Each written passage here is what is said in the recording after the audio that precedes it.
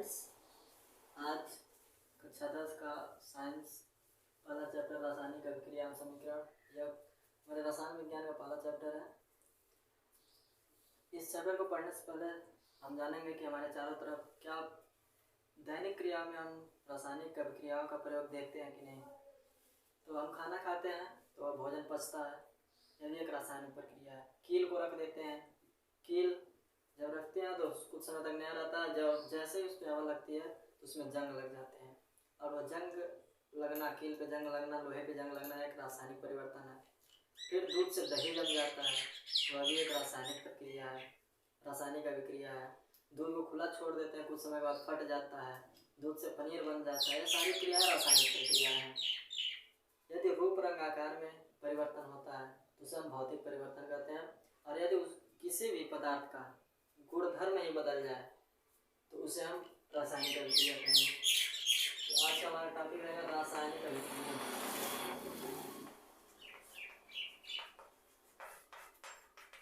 रासायनिक अभिक्रिया किसे कहते हैं? जब दो या दो से अधिक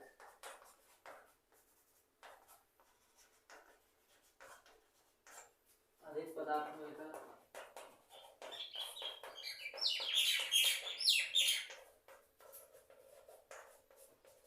नए उत्पाद का निर्माण करते हैं।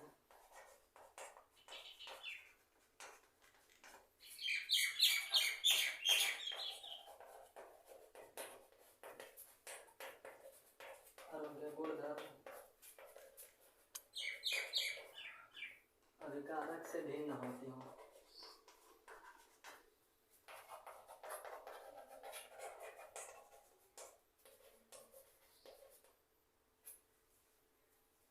जैसे जंग लगना, दूध से पनीर बनना, दही का जमना, श्वसन, पाचन, ये सारी क्रियाएं रासायनिक अभिक्रिया के अंतर्गत। एक बार फिर से जानेंगे। तो जब दो या दो से अधिक पदार्थ मिल करके एक नए उत्पाद का निर्माण करते हैं और उनके गुणधर्म, जो नया पदार्थ बनता है उनका गुणधर्म पुराने वाले पदार्थ से बिल्कुल अलग होता है, उसी को हम रासायनिक अभिक्रिया कहते हैं। जैसे दैनिक जीवन में हम प्रयोग करते हैं जंग लगना, फिर दूध से पनीर बन जाना, दही का जमना, फिर श्वसन, सांस लेते हैं तो जो वायु हमारे शरीर में जाता है वह भी रासायनिक क्रियाएं हमारे शरीर में होती हैं। पाचन, जो खाना खाते हैं, भोजन करते हैं, वो शरीर के अंदर उसका भी रासायनिक क्रिया होता है। लाइन में हम रुक जाते हैं तो लेते हैं मैग्नीशियम, और जहाँ भी इसको जलाया जाता है वहाँ पे होते हैं ऑक्सीजन, वायु होता है तो वायु में ऑक्सीजन है, तो ऑक्सीजन ये मिल करके बनाते क्या है? Magnesium oxide. मैग्नीशियम ऑक्साइड का निर्माण करते हैं। मैग्नीशियम और ऑक्सीजन मिलकर मैग्नीशियम ऑक्साइड का निर्माण करते हैं। फिर दूसरी क्रिया हम देखेंगे, और इसका सफेद चूर्ण हमें प्राप्त होता है, सफेद चूर्ण। यहाँ देखेंगे मैग्नीशियम ठोस अवस्था में रिबन के रूप में रहेगा और ऑक्सीजन गैसीय अवस्था में, और जब जलाया जाता है जलने के बाद यह चूर्ण पाउडर के रूप में बन जाता है। और इसके बाद आगे फिर से हम जानेंगे। अगला उदाहरण ले लेते हैं हम H2SO4 का तनु विलयन, H2SO4 का तनु विलयन, और इसमें हम डाल देते हैं दानेदार जिंक। जब सल्फ्यूरिक अम्ल और जिंक इन दोनों की आपस में क्रिया कराते हैं तो जिंक क्रिया कर लेता है सल्फेट के साथ, और जिंक सल्फेट का निर्माण करता है और हाइड्रोजन गैस बाहर निकल जाता है, हाइड्रोजन गैस इससे अलग हो जाता है। तो रासायनिक अभिक्रिया के पहचान क्या है? रंग बदल जाएगा, गैस बाहर निकलेगा, या अवस्था बदल जाएगी। ये सारी प्रक्रियाएं रासायनिक अभिक्रिया में होती हैं।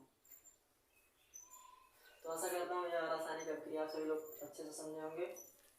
अगला हमारा टॉपिक आ जाता है रासायनिक समीकरण।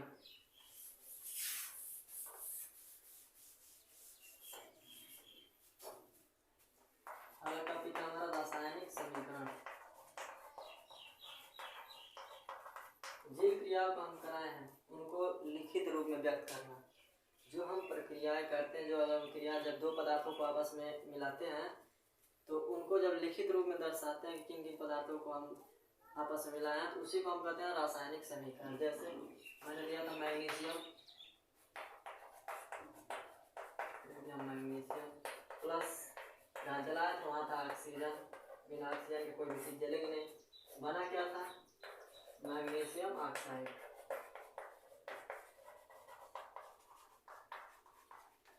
मैग्नीशियम ऑक्साइड बना था। यही हो गया समीकरण। इसको लिखित रूप में जो हम क्रिया कराते हैं उनको लिखित रूप में व्यक्त करना रासायनिक समीकरण कहलाता है। इसको हम प्रतीक के रूप में लिखेंगे, प्रतीक के रूप में लिखते। इसको हम कहते हैं कंकाली समीकरण। कंकाली, केवल कंकाल और उसके संतुलित नहीं किया गया है इसको इस तरह से व्यक्त किया जाता है और बन जाएगा यह। अभी भी यह संतुलित नहीं हुआ। अब हम आगे करेंगे संतुलित। संतुलित रासायनिक समीकरण कैसे करते हैं? हम बनाते हैं एक सारणी, एक बनाते हैं अभिकारक। अब आपके दिमाग में चल रहा है अभिकारक क्या है, तो अभी हमारी इसके बाद हम बता देंगे अभिकारक क्या है, उत्पाद क्या है। तत्व में तत्वों का नाम ले लेंगे। तत्व का प्रयोग किया जाए Mg और यहाँ पे ऑक्सीजन। अभिकारक में मैग्नीशियम की संख्या है 1, ऑक्सीजन की संख्या है 2। इसमें मैग्नीशियम है 1, ऑक्सीजन की संख्या है 1। और यहाँ पे देखेंगे हम इनको संतुलित करेंगे। एक एक दोनों बराबर है मतलब संतुलित है। संख्या को बराबर करना ही संतुलन कहलाता है। जितना हम अभिकारक लिए हैं उतना हमको उत्पाद मिलना चाहिए। मैग्नीशियम का 1 अणु लिए हैं तो यहाँ मैग्नीशियम का 1 अणु प्राप्त हुआ, लेकिन ऑक्सीजन के 2 अणु लिए हैं तो ऑक्सीजन का 1 ही अणु प्राप्त हुआ, इसलिए संतुलित नहीं है।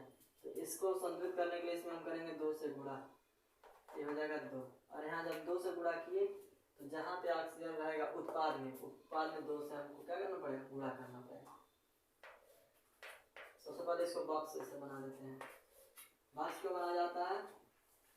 तो जिससे इसके अंदर कोई परिवर्तन न किया जा सके।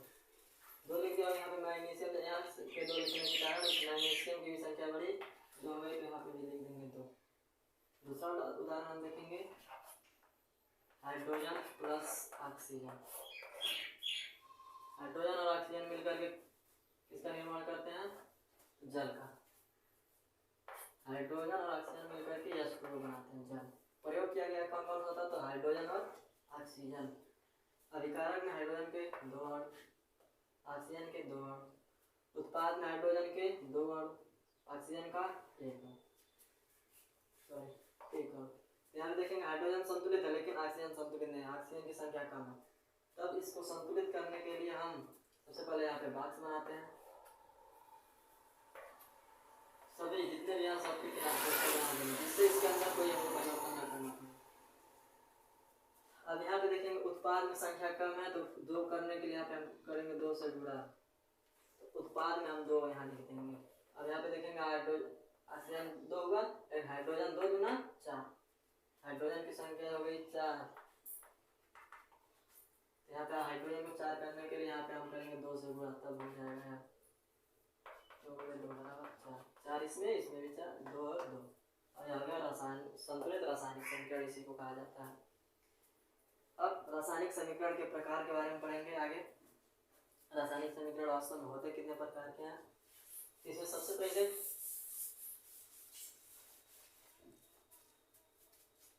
अब इसके बाद हम पढ़ेंगे रासायनिक समीकरण के प्रकार। रासायनिक समीकरण वास्तव में होते कितने प्रकार के हैं? इसमें सबसे पहला प्रकार आता है संयोजन अभिक्रिया। संयोजन अभिक्रिया। तो संयोजन का मतलब होता है जुड़ना, जोड़ने वाली अभिक्रिया। जिस प्रकार से जोड़ हम जोड़ते हैं, जैसे 4 + 5, तो कम से कम कई अंकों को जोड़ा जा सकता है? कम से कम 2 अंकों को। और 2 अंकों को जोड़ा जाता है तो 1 अंक बनता है 9। या मान लीजिए 14 + 12, 14 एक अंक हो गया, दूसरा अंक हो गया 12। इन दोनों को जोड़ेंगे तो 1 अंक बनेगा 26। 1 अंक मतलब 2 अंकों को जोड़ने पे 1 अंक प्राप्त होता है। ठीक उसी प्रकार से 2 तत्वों को आपस में मिलाने पे एकल उत्पाद जब बनेगा। संयोजन अभिक्रिया की परिभाषा क्या है?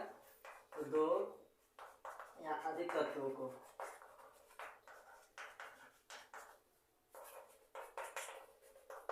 आपस में मिलाने पर एकल उत्पाद प्राप्त होता है।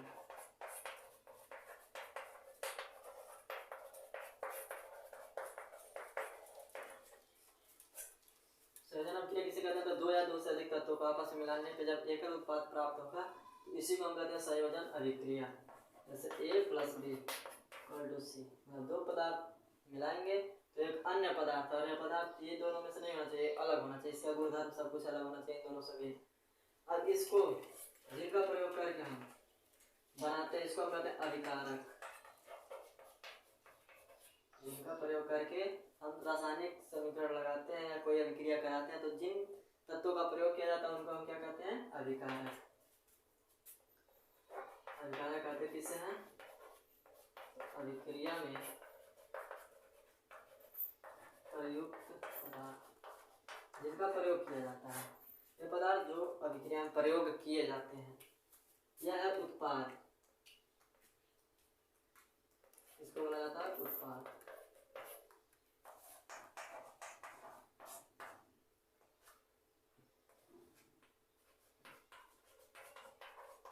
अभिक्रिया में बनने वाले पदार्थ,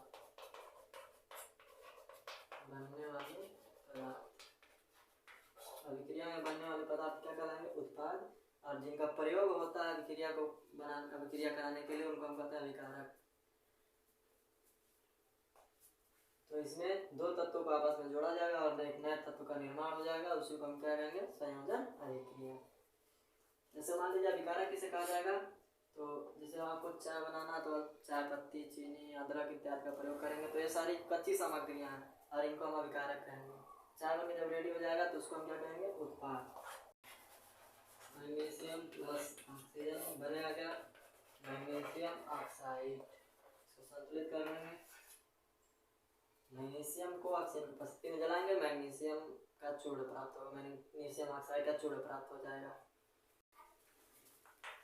दूसरा अभिक्रिया है विस्थापन अभिक्रिया।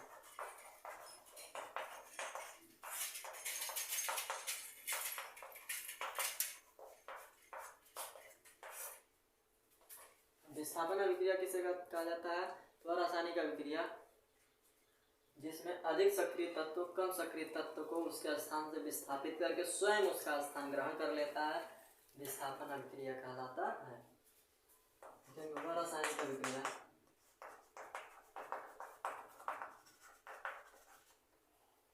जिसमें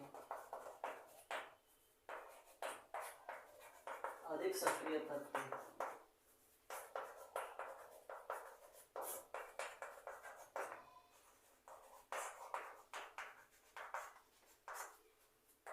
कम सक्रिय तत्व को उसके स्थान से विस्थापित करके कम सक्रिय तत्व को उसके स्थान से हटाकर स्वयं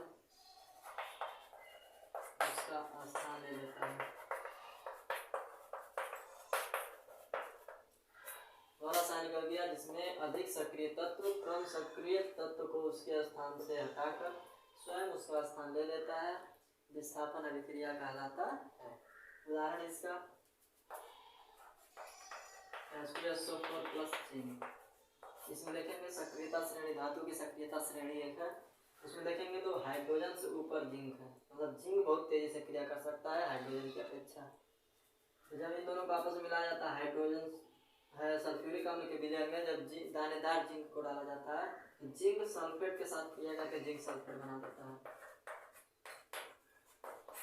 जिंक सल्फेट, और हाइड्रोजन को बाहर कर देता है। यहाँ पे देखेंगे सल्फेट से हाइड्रोजन हटा दिया गया, सल्फेट से हाइड्रोजन को निकाल कर अलग कर दिया गया और इस हाइड्रोजन का स्थान पर ले लिया है जिंक ने। तो यह हो गया विस्थापन अभिक्रिया। फिर से अगर देखेंगे और रासायनिक अभिक्रिया जिसमें अधिक सक्रिय तत्व कम सक्रिय तत्व को उसके स्थान से हटा करके स्वयं उसका स्थान ग्रहण कर लेते हैं, विस्थापन अभिक्रिया कहलाते हैं। एग्जाम्पल उसका H2SO4 + ZN, मतलब सल्फ्यूरिक अम्ल के विलयन में जब जिंक दानेदार जिंक डाला जाता है तो यह जिंक सल्फेट के साथ मिलकर के जिंक सल्फेट बना लेता है और हाइड्रोजन गैस बाहर निकल जाती है, इसको पिला